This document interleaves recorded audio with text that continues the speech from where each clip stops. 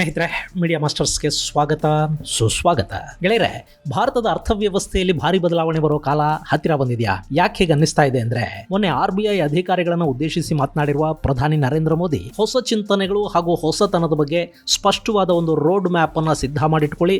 ಅದಕ್ಕಾಗಿ ನಿಮಗೆ ಕೇವಲ 100 ದಿನ ಮಾತ್ರ ಸಮಯ ಇದೆ. ನಾನು ಮತ್ತೆ ಆರಿಸಿ ಬಂದು ಪ್ರಮಾಣ ವಚನ ಸ್ವೀಕರಿಸಿದ ಮರುದಿನದಿಂದ ನಿಮಗೆ ವಿಪರೀತ ಪ್ರಮಾಣದ ಕೆಲಸ ಇರುತ್ತೆ ಅಂತ ಹೇಳಿದ್ದಾರೆ. ಭಾರತದ ಕರೆನ್ಸಿಯನ್ನ ಗ್ಲೋಬಲ್ ಕರೆನ್ಸಿಯನ್ನಾಗಿ ಮಾಡೋದಕ್ಕೆ ಭಾರತದ ಮುಂದಿನ 10 ವರ್ಷಗಳ ಆರ್ಥಿಕ ಬೆಳವಣಿಗೆಗೆ ಸಂಬಂಧಿಸಿದಂತೆ ಹೊಸ ಯೋಜನೆಗಳನ್ನ ಸಿದ್ಧ ಮಾಡಿ ಅಂತ RBI ಅಧಿಕಾರಿಗಳಿಗೆ ಮೋದಿ ತಿಳಿಸಿದ್ದಾರೆ. ಹಾಗಾದ್ರೆ RBI ಏನ್ ಮಾಡೋದಕ್ಕೆ ಹೋಗ್ತಾ ಇದೆ, ಅವ್ರು ಏನ್ ಮಾಡಬೇಕಿದೆ, ಇಷ್ಟಕ್ಕೂ RBI ಕೆಲಸ ಏನು, ಅದರ ಇತಿಹಾಸ ಏನು ಅನ್ನೋದ್ರ ಬಗ್ಗೆ ಕೂಡ ಒಂದಷ್ಟು ಮಾಹಿತಿಯನ್ನ ನಾವಿಲ್ಲಿ ನೋಡೋಣ.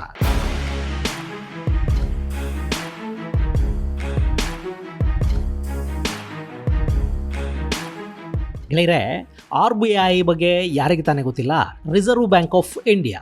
ನಾವು ದಿನನಿತ್ಯ ಬಳಸುವ ನೋಟುಗಳ ಮೇಲೆ ಇದರ ಹೆಸರನ್ನು ದೊಡ್ಡದಾಗಿ ಬರೆದಿರ್ತಾರೆ. ಇದು ಭಾರತದ ಸೆಂಟ್ರಲ್ ಬ್ಯಾಂಕು. ನಮ್ಮ ದೇಶದ ಕರೆನ್ಸಿಯನ್ನು ಮುದ್ರಿಸುವುದರಿಂದ ಹಿಡಿದು ಆರ್ಥಿಕತೆಯನ್ನು ಹಳಿತಪ್ಪದ ಹಾಗೆ ಕಾಪಾಡುವ ಹೊಣೆಗಾರಿಕೆಯನ್ನು ಹೊತ್ತ ಸ್ವಾಯತ್ತ ಹಣಕಾಸಿನ ಸಂಸ್ಥೆ RBI. ನಾವು ಬಳಸೋ ನೋಟುಗಳಿವೆಯಲ್ಲ, ಇವುಗಳನ್ನು ಮುದ್ರಿಸೋದು RBI. ನಮ್ಮ ಮೈಸೂರು ಹಾಗೂ ಪಶ್ಚಿಮ ಬಂಗಾಳದ ಸಲ್ಬೋನಿಯಾ ಪ್ರಿಂಟಿಂಗ್ ಪ್ರೆಸ್ಗಳಲ್ಲಿ ನಾವು ಬಳಸೋ ನೋಟುಗಳು ಮುದ್ರಣಗೊಳ್ಳುತ್ತವೆ. ಭಾರತದ ಫಾರೆಕ್ಸ್ ಅಂದ್ರೆ ವಿದೇಶಿ ವಿನಿಮಯ ಸಂಗ್ರಹ, ಬ್ಯಾಂಕ್ಗಳ ಮೇಲಿನ ಹಿಡಿತ, ಬ್ಯಾಂಕ್ಗಳಲ್ಲಿನ ಗ್ರಾಹಕರ ಹಣಕಾಸಿನ ಭದ್ರತೆಗೆ ಸಂಬಂಧಿಸಿದ ವಿಷಯಗಳು, ಸಾಲ, ಅದರ ಮೇಲೆ ವಿಧಿಸುವ ಬಡ್ಡಿ, ಡೆಪಾಸಿಟ್ಗಳಿಗೆ ಬ್ಯಾಂಕುಗಳು ಕೊಡೋ ಬಡ್ಡಿ, ಹಣದುಬ್ಬರ, ಹೀಗೆ ಪ್ರತಿಯೊಂದನ್ನು ಗಮನಿಸುವ ಮತ್ತು ಕಾಲಕಾಲಕ್ಕೆ ದೇಶದ ಆರ್ಥಿಕ ಪರಿಸ್ಥಿತಿಯನ್ನು ಗಮನದಲ್ಲಿಟ್ಟುಕೊಂಡು ಆರ್ಥಿಕ ಶಿಸ್ತು ಹಳಿತಪ್ಪದಂತೆ ಕಾಪಾಡುವ ಕೇಂದ್ರೀಕೃತ ಹಣಕಾಸು ವ್ಯವಸ್ಥೆ RBI. ಇದು ಕೇಂದ್ರ ಸರ್ಕಾರದ ಹಣಕಾಸು ಸಚಿವಾಲಯದ ಅಡಿಯಲ್ಲಿ ಕೆಲಸ ಮಾಡುತ್ತಾದರೂ ಸ್ವಾಯತ್ತತೆಯನ್ನು ಹೊಂದಿರುವ ಸಂಸ್ಥೆ. ಗೆಳೆಯರೆ, ಈ RBI ಸ್ಥಾಪನೆಯಾಗಿದ್ದು 1935ರಲ್ಲಿ. ಮೊನ್ನೆ ಇದರ 90ನೇ ವರ್ಷದ ಕಾರ್ಯಕ್ರಮದಲ್ಲಿ ಭಾಗವಹಿಸಿದ್ದ ಸಂದರ್ಭದಲ್ಲಿ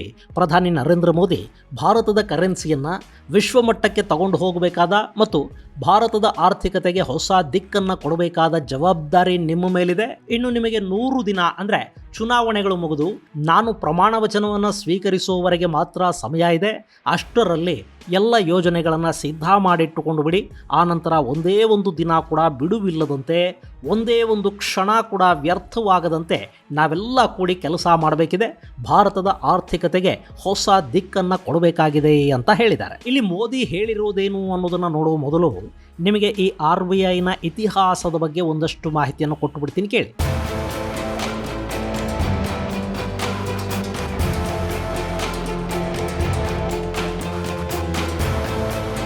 ಗೆಳೆಯರೆ, ಮೊದಲ ವಿಶ್ವಯುದ್ಧ ಮುಗಿತಲ್ಲ, ಆಗ ಜಗತ್ತು ಆರ್ಥಿಕ ಸಂಕಷ್ಟಕ್ಕೆ ಸಿಲುಕಿಕೊಳ್ತು. ಒಂದಷ್ಟು ಹೊಸ ಆರ್ಥಿಕ ನೀತಿಗಳನ್ನು ರೂಪಿಸೋದಕ್ಕೆ ಬ್ರಿಟಿಷರು ಯೋಚಿಸ್ತಾ ಇದ್ರು.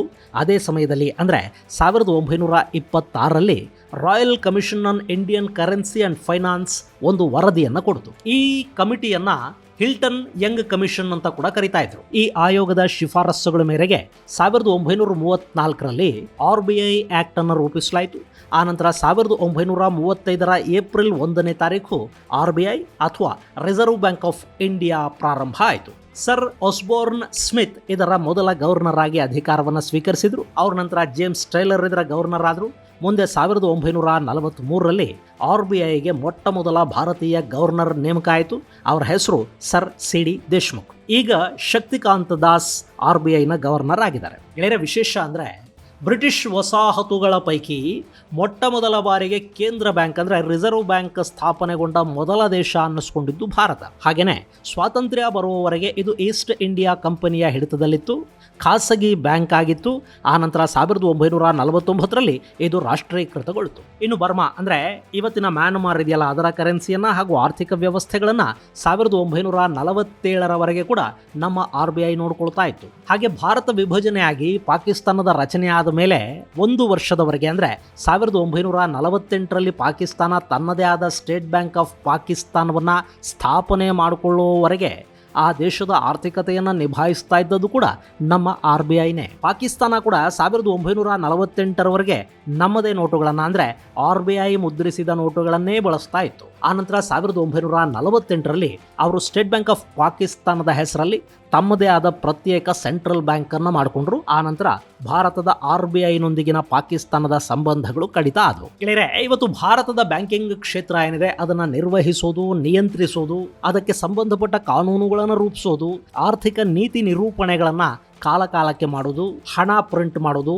ಅದನ್ನು ಮಾರುಕಟ್ಟೆಗೆ ಬಿಡುಗಡೆ ಮಾಡೋದು, ಬಡ್ಡಿ ದರವನ್ನು ಅಂದರೆ ರೆಪೋ ಮತ್ತು ರಿವರ್ಸ್ ರೆಪೋಗಳನ್ನು ನಿರ್ಣಯಿಸೋದು, ಹಣದುಬ್ಬರವನ್ನು ಗಮನದಲ್ಲಿಟ್ಟುಕೊಂಡು ಆರ್ಥಿಕ ನೀತಿಗಳನ್ನು ರೂಪಿಸೋದು, ಇದೆಲ್ಲ ಕೂಡ RBIನ ಕೆಲಸ. ಇನ್ನು ಇಂಥ RBIಯಲ್ಲಿ ಕೂಡ ದೊಡ್ಡ ಮಟ್ಟದ ಬದಲಾವಣೆಗಳನ್ನು ತಂದವರು ಪ್ರಧಾನಿ PV ನರಸಿಂಹರಾವ್ ಹಾಗೂ ಅವತ್ತಿನ ವಿತ್ತ ಸಚಿವ ಹಾಗೂ RBIನ ಮಾಜಿ ಗವರ್ನರ್ ಕೂಡ ಆಗಿದ್ದ ಡಾಕ್ಟರ್ ಮನಮೋಹನ್ ಸಿಂಗ್. 1990ರ ದಶಕದಲ್ಲಿ ದೇಶ ಲಿಬರಲೈಸೇಷನ್ಗೆ ತೆರೆಕೊಳ್ತಲ್ಲ, ಆ ಸಂದರ್ಭದಲ್ಲಿ RBIಯಲ್ಲಿ ಕೂಡ ಸಾಕಷ್ಟು ಬದಲಾವಣೆಗಳನ್ನು ಮಾಡಲಾಯಿತು. ಅದಕ್ಕೂ ಮೊದಲು ದೇಶದ ಬ್ಯಾಂಕಿಂಗ್ ಸೆಕ್ಟರ್ ಅನ್ನ ಅವತ್ತಿನ ಪ್ರಧಾನಿ ಇಂದಿರಾ ಗಾಂಧಿ ರಾಷ್ಟ್ರೀಕೃತಗೊಳಿಸಿದ್ರು.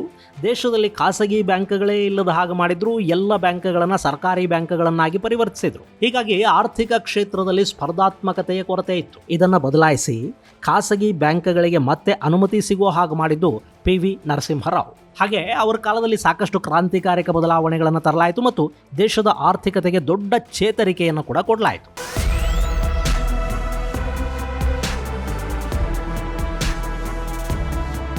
ಹೀಗೆ 1935ರಲ್ಲಿ ಸ್ಥಾಪನೆಯಾದ ರಿಸರ್ವ್ ಬ್ಯಾಂಕ್ಗೆ ಈಗ 90 ವರ್ಷಗಳಾಗಿವೆ. ಮುಂದಿನ 10 ವರ್ಷಗಳ ಒಳಗೆ ಅಂದರೆ ರಿಸರ್ವ್ ಬ್ಯಾಂಕ್ ತನ್ನ 100ನೇ ವರ್ಷವನ್ನು ಆಚರಿಸಿಕೊಳ್ಳುವ ಹೊತ್ತಿಗೆ ಭಾರತದ ಕರೆನ್ಸಿ ವಿಶ್ವದ ಕರೆನ್ಸಿ ಆಗಿರಬೇಕು ಅನ್ನೋದು ಪ್ರಧಾನಿ ಮೋದಿ ಅವರ ಆಶಯ.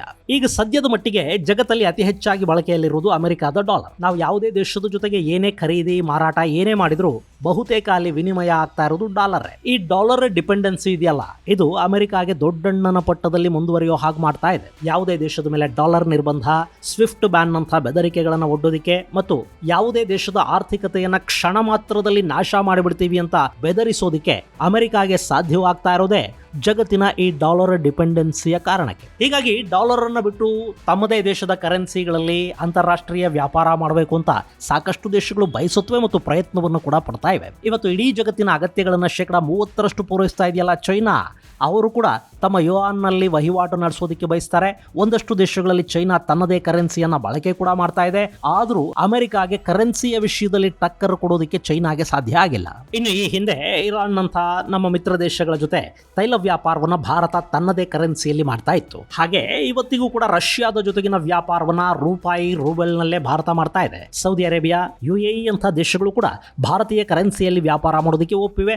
ಅದಕ್ಕಾಗಿ ಭಾರತ ಸ್ಪೆಷಲ್ ಓಸ್ಟ್ರೋ ಅಕೌಂಟ್ಗಳನ್ನು ಕೂಡ ತೆರೆಯುವ ವ್ಯವಸ್ಥೆಯನ್ನು ಮಾಡಿಕೊಂಡಿದೆ. Sri Lanka, Mauritius, France, UAE, Singapore, Bhutan, Nepal ಮುಂತಾದ ದೇಶಗಳು ಭಾರತದ ಯೂನಿಫೈಡ್ ಪೇಮೆಂಟ್ ಇಂಟರ್ಫೇಸ್ UPI ಅನ್ನು ಬಳಸ್ತಾ ಇವೆ. ಶ್ರೀಲಂಕಾ, ನೇಪಾಳ, ಭೂತಾನದಂತಹ ದೇಶಗಳಲ್ಲಿ ನೇರವಾಗಿ ಭಾರತೀಯ ಕರೆನ್ಸಿಯನ್ನ ಬಳಸೋದಕ್ಕೆ ಕೂಡ ಸಾಧ್ಯ ಆಗ್ತಾ ಇದೆ. ಇಷ್ಟಾದರೂ ಕೂಡ ಇಡೀ ಜಗತ್ತಿನ ಜೊತೆ ರೂಪಾಯಿಯಲ್ಲಿ ವಹಿವಾಟು ಮಾಡೋದಕ್ಕೆ ಸಂಪೂರ್ಣವಾಗಿ ಸಾಧ್ಯವಾಗಿಲ್ಲ. ಡಾಲರ್ ಮೇಲಿನ ಡಿಪೆಂಡೆನ್ಸಿಯಿಂದ ಹೊರಬರೋದಕ್ಕೂ ಆಗಿಲ್ಲ. ಗೆಳೆಯರೇ, ಅದಾಗಬೇಕು ಅಂದ್ರೆ ಭಾರತದ ರೂಪಾಯಿಯ ಬೆಲೆ ಅಂದ್ರೆ ಡಾಲರ್ ಎದುರು ರೂಪಾಯಿಯ ಬೆಲೆ ಇದೆಯಲ್ಲ, ಅದರ ಫ್ಲಕ್ಚುಯೇಷನ್ ಕಡಿಮೆ ಆಗಬೇಕು. ರೂಪಾಯಿಯ ಬೆಲೆ ಎಷ್ಟಿರುತ್ತೆ ಅನ್ನೋದು ಮುಖ್ಯ ಅಲ್ಲ, ಅದು ಪದೇ ಪದೇ ಏರಿಕೆ ಮತ್ತು ಇಳಿಕೆ ಆಗುವುದು ತಪ್ಪಬೇಕು. ಸ್ಟೆಬಿಲಿಟಿ ಬರಬೇಕು. ಅದನ್ನು ಸಾಧ್ಯವಾಗಿಸೋದಕ್ಕೆ ಒಂದು ರೂಟ್ ಮ್ಯಾಪ್ ಅನ್ನು ಸಿದ್ಧ ಮಾಡಿಟ್ಟುಕೊಳ್ಳಿ ಅಂತ ಮೋದಿ RBIನ ಅಧಿಕಾರಿಗಳಿಗೆ ಕರೆ ಕೊಟ್ಟಿದ್ದಾರೆ. ಹಾಗೆ ದೇಶದ ಅಭಿವೃದ್ಧಿ ಅಂದರೆ ಪ್ರತಿಯೊಬ್ಬರ ಅಭಿವೃದ್ಧಿ ಕೂಡ. ಆದರೆ ಇವತ್ತು ಬ್ಯಾಂಕಿಂಗ್ ಅನ್ನೋದು ಸಾಕಷ್ಟು ಜನರನ್ನು ಇನ್ನೂ ತಲುಪೋದಕ್ಕೆ ಸಾಧ್ಯ ಆಗಿಲ್ಲ. ಕೆಲವರಿಗೆ ಬಿಟ್ಟರೆ ಈ ದೇಶದಲ್ಲಿ ಬ್ಯಾಂಕುಗಳು ಎಲ್ಲರಿಗೂ ಸಾಲ ಕೊಡ್ತಾ ಇಲ್ಲ. ಅದರಲ್ಲೂ ಹೊಸ ಐಡಿಯಾ, ಹೊಸ ವ್ಯಾಪಾರದ ಕನಸು ಹೊತ್ತು ಬ್ಯಾಂಕ್ಗಳ ಕದ ತಟ್ಟುವ ಯುವಕರೇನಿದ್ದಾರೆ ಅವರಿಗೆ ಸಾಲ ಸಿಗೋದು ಸುಲಭ ಅಲ್ಲ. ನೀವು ಯಾವುದೋ ಕಂಪನಿಯಲ್ಲಿ ಕೆಲಸ ಮಾಡ್ತಾ ಇದ್ದೀರಾ, ತಿಂಗಳಿಗೊಂದಿಷ್ಟು ಸಂಬಳ ಬರುತ್ತೆ ಅಂದರೆ ನಿಮಗೆ ಸಾಲ ಸಿಕ್ಕಿಬಿಡುತ್ತೆ. ಆದರೆ ಹಾಗೆ ಕೆಲಸ ಮಾಡೋರಿಗೆ ಸಂಬಳ ಕೊಡೋ ಆಂಟ್ರಪ್ರೈನರ್ಗಳಿದಾರಲ್ಲ, ಅವರಿಗೆ ಸಾಲ ಸಿಗೋದು ತುಂಬಾ ಕಷ್ಟ. ನಮ್ಮ ಕಚೇರಿಯಲ್ಲಿ ಕೆಲಸ ಮಾಡೋ ಹುಡುಗರಿಗೆ ಸಿಕ್ಕಷ್ಟು ಸುಲಭವಾಗಿ ನನಗೆ ಬ್ಯಾಂಕುಗಳು ಸಾಲ ಕೊಡೋದಿಲ್ಲ. ಈ ವ್ಯವಸ್ಥೆ ಭಾರತದಲ್ಲಿ ಬದಲಾಗಬೇಕು. ಸಣ್ಣ ಉದ್ಯಮಗಳಿಗೆ, ಉದ್ಯಮಿಗಳಾಗೋ ಕನಸು ಕಟ್ಟಿಕೊಂಡವರಿಗೆ, ಉದ್ಯೋಗ ಸೃಷ್ಟಿ ಮಾಡೋರಿಗೆ ಸುಲಭವಾಗಿ ಸಾಲ ಸಿಗುವ ಹಾಗೆ ನೋಡಿಕೊಳ್ಳಿ ಅಂತ ಮೋದಿ ಕರೆ ಕೊಟ್ಟಿದ್ದಾರೆ. ಹೊಸ ವಲಯಗಳಿಗೆ, ಹೊಸ ಪ್ರಾಜೆಕ್ಟ್ಗಳಿಗೆ, ಕಟಿಂಗ್ ಎಡ್ಜ್ ಟೆಕ್ನಾಲಜಿಯ ಕ್ಷೇತ್ರಗಳಲ್ಲಿ ಕೆಲಸ ಮಾಡೋ ಸಂಸ್ಥೆಗಳಿಗೆ ಸಾಲ ಸಿಗುವ ಹಾಗೆ ಮಾಡಿ ಆ ಮೂಲಕ ಈ ದೇಶದಲ್ಲಿ ಹೆಚ್ಚು ಹೆಚ್ಚು ಉದ್ಯಮಿಗಳ ಸೃಷ್ಟಿಗೆ ಸಹಾಯ ಮಾಡಿ ಅಂತ ಸಲಹೆಯನ್ನು ಕೊಟ್ಟಿದ್ದಾರೆ.